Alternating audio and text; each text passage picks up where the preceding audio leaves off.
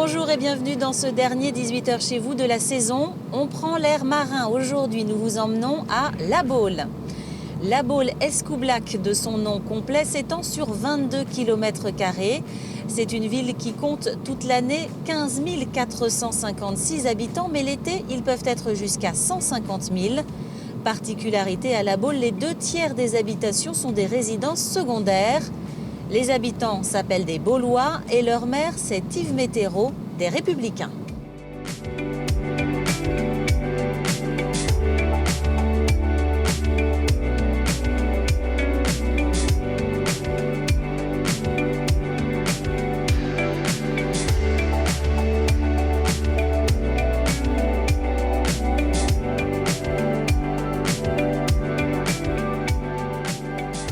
On débute notre visite de La Baule dans la forêt d'Escoublac avec vous, Simone Ostoche. Bonjour. Bonjour. Alors, vous êtes membre de l'association des Gritters. Vous êtes habitué à faire visiter la ville de La Baule et vous avez choisi de nous faire débuter notre parcours ici. On est dans les pins. La Baule, c'est une ville verte. Oui, tout à fait, très verte, puisque nous sommes entourés de la forêt d'Escoublac. Nous avons derrière nous la campagne avec la Brière et nous sommes vraiment à 2 pas du bord de mer. C'est une région très vivifiante, très verte, très, très jolie. Parce que le nom de la forêt, c'est la forêt d'Escoublac. À l'origine, La Baule Escoublac, c'était que Escoublac, un petit village, c'est ça ? Oui, tout à fait, un petit village construit sur les dunes dans la forêt.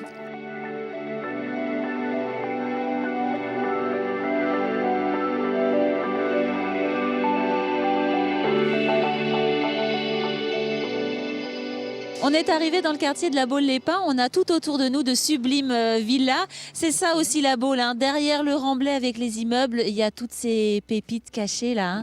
Oui, des vrais trésors, de très très jolies maisons, vraiment qui sont représentatives surtout justement de ces anciens quartiers.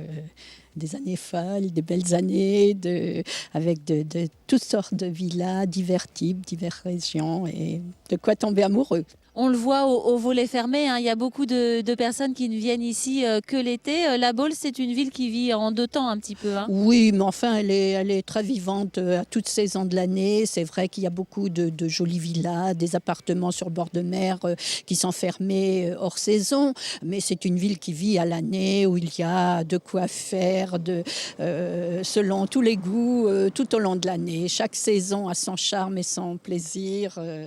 Alors ces villas, elles témoignent aussi de l'histoire de La Baule. C'est une ville qui s'est complètement développée avec l'arrivée du train. On était fin 1880 par là, c'est ça ? Oui, tout à fait. Tout s'est construit autour des dunes. Initialement, il y avait des stations développées. La Baule a pris un essor justement grâce au train qui a été construit, qui a relié, je crois, les lignes de Saint-Nazaire, Pornichet au Pouliguen et qui ont incité justement à développer un côté très touristique de La Baule. Et début 1900, il faisait bon venir se montrer à La Baule aussi déjà. Absolument, absolument. Au départ, il y avait surtout, beaucoup de familles parisiennes qui venaient. Il y a eu, et je crois, c'est d'ailleurs un petit peu ce quartier de La Baule-les-Pins où il y a eu beaucoup de villas qui ont été construites pour permettre justement aux parents de rendre visite à leurs enfants qui étaient, je crois, dans des centres de convalescence pour maladies. Et durant la convalescence, on alliait l'utile à l'agréable en passant les vacances ici pour être proche de ses enfants. Il y a eu aussi le fameux film La Baule-les-Pins qui a fait connaître aussi dans la France entière. Ouais, voilà. Et toutes ces belles villas magnifiques en témoignent. Après, quand on a voulu avancer plus vers le bord de mer, c'est seulement, je crois, dans les années 60 que se sont construites tout ce remblai avec les grands immeubles.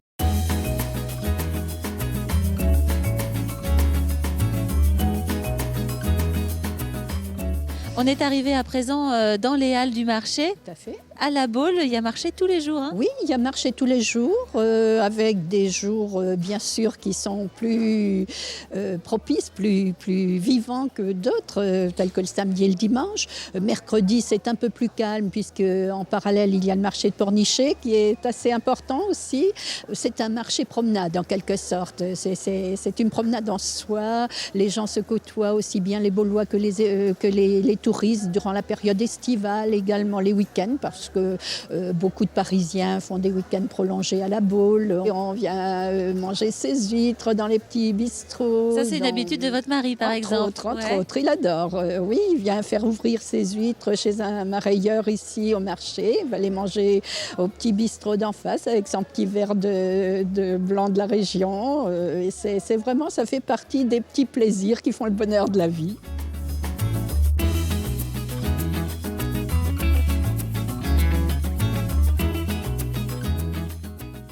On est arrivé sur le remblai de La Baule. On est du côté un petit peu croisette là. Hein, Absolument, l'endroit des hôtels chics, très people, très élégants, avec l'hôtel royal qu'on a ici à gauche, près du casino, donc l'hôtel qui fait partie du groupe Barrière. Un petit peu plus loin, dans un relais château, le Castel Marie-Louise, et plus haut encore où démarre également donc l'esplanade Benoît, l'hôtel Hermitage. Très connu, prestigieux. Alors ce sont des hôtels voilà, qui accueillent des personnes aisées, des personnes célèbres aussi. Célèbres, absolument. Il y a eu beaucoup d'acteurs de cinéma, des chanteurs. Et régulièrement, je crois savoir qu'il y a également toujours encore des concerts de musique classique qui se tiennent à l'Ermitage. Et puis l'été, hein, on imagine, la plage est bondée de monde. Il y a les petits clubs de plage, absolument. Le carrousel qui se met à tourner, il y a du monde. L'été, la plage est bondée de monde. Bondée n'est peut-être pas le mot, mais si, quand même, selon les saisons, il y a beaucoup de monde. Mais elle étant tellement vaste, se prolongeant sur près de 9 km, on a toujours ce beau sable blanc où souvent, avec mon époux, on dit on n'a pas besoin de partir dans les îles pour voir cette beauté. Comme on dit, nous, on est en vacances à l'année. Bon, très bien. Merci beaucoup. Ça donne envie de revenir à La Baule pour les vacances, au moins. Tout à fait. Merci pour la visite. C'est un plaisir.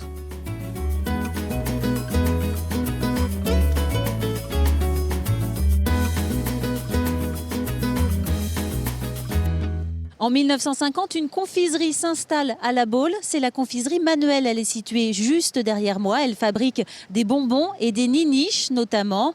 À La Baule, ici, tout le monde connaît cette confiserie qui est située en bas de l'avenue de Gaulle. Le magasin s'est modernisé, mais c'est toujours la famille Ortiz qui est aux commandes. Nous avons rendez-vous avec Monique. Elle a 77 ans.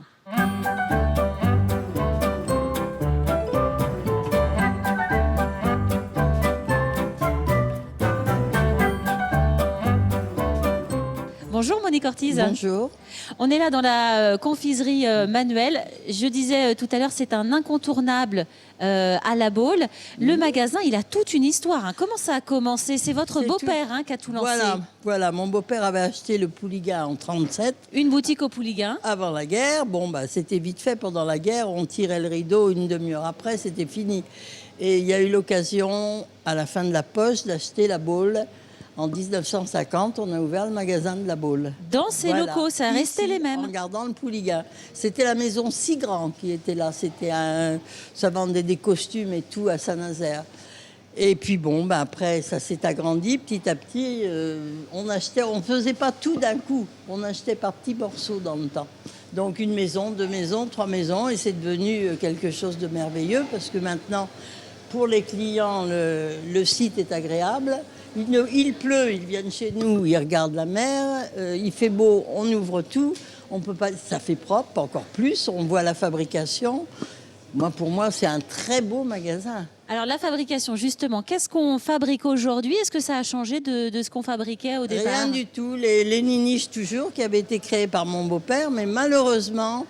étant espagnol, le nom ne lui est pas venu à l'esprit et il a appelé ça niniche et c'était un nom qu'il avait entendu et ça existait déjà, c'était des petits bonbons genre carambar un peu si vous voulez.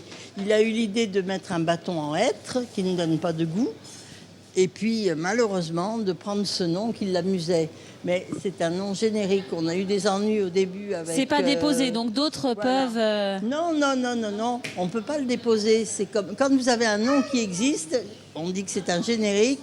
Le petit pain au chocolat, tout le monde peut en faire. La madeleine, tout le monde peut en faire. Et on avait eu des ennuis avec Quiberon, qui lui fait une sorte de petit sucre d'orge à la machine. Nous sommes 8 personnes le matin pour faire la niniche, tout se fait à la main. Et des gens de votre famille, hein, de génération en génération. Alors, de génération en génération. Au début, il y avait des cousins qui venaient espagnols faire la saison à l'époque. Mon mari a pris la suite quand son père est décédé. La Baule s'est agrandie parce qu'il avait beaucoup de talent. Il aimait beaucoup son métier. Et là, il a une personnalité énorme. Et quand il a été malade, ma foi, il a fallu tout arrêter. Ça, c'était 1994. Et donc là, moi, je me suis retrouvée avec mes enfants et à continuer. Et on continue pareil. Nous faisons les niniches, la nougatine, nos bonbons, les M de Manuel. Les gaufres. Les gaufres. Et on travaille toujours avec la maison échirée. Depuis le début. La crème, on la prend chez eux pour faire la chantilly.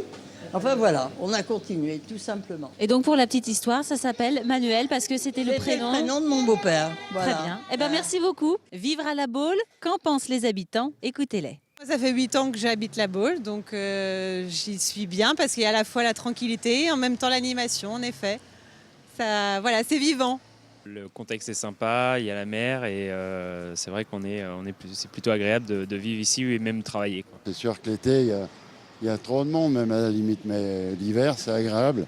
Il y a juste ce qu'il faut. Pour le soir, voilà, c'est très très calme. La mairie ne fait pas grand-chose pour nous les jeunes. Disons que ça manque un petit peu de dynamisme, mais c'est quand même agréable, quoi. Il y a la plage, il y a toute la baie qui est jolie, quoi. On poursuit cette émission avec notre rubrique consacrée à l'actu des Web TV. Aujourd'hui, c'est d'Ivéo Média.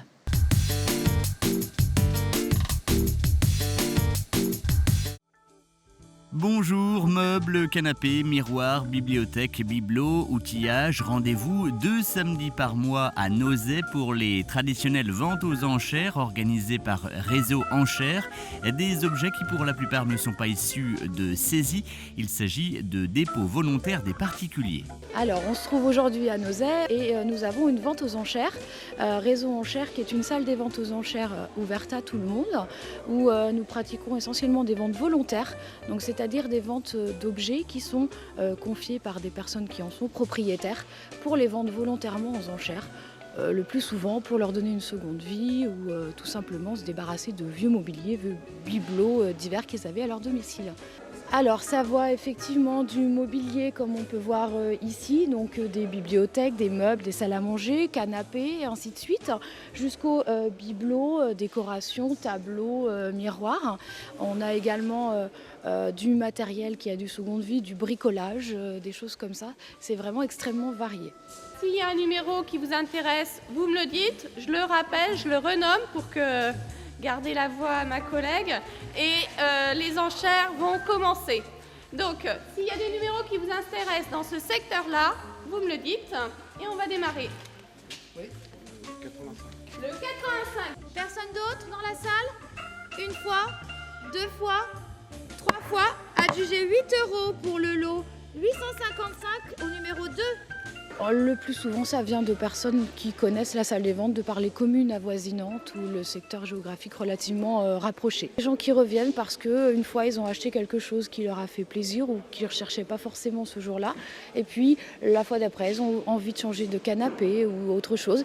Et du coup, ils se souviennent qu'ils en ont déjà vu et ils viennent voir si ce jour-là, ils vont pouvoir faire une bonne affaire avec un bien qui leur fera plaisir. Oui, il y a vraiment pour tous les budgets, on a des lots qui commencent à 5 € et forcément du mobilier un petit peu plus cher, mais il y a vraiment tous les styles et tous les budgets. Les ventes ont donc lieu 2 fois par mois, les 2e et 3e samedis à 11h30. Le dépôt des objets, lui, se fait le lundi suivant entre 14h30 et 17h30.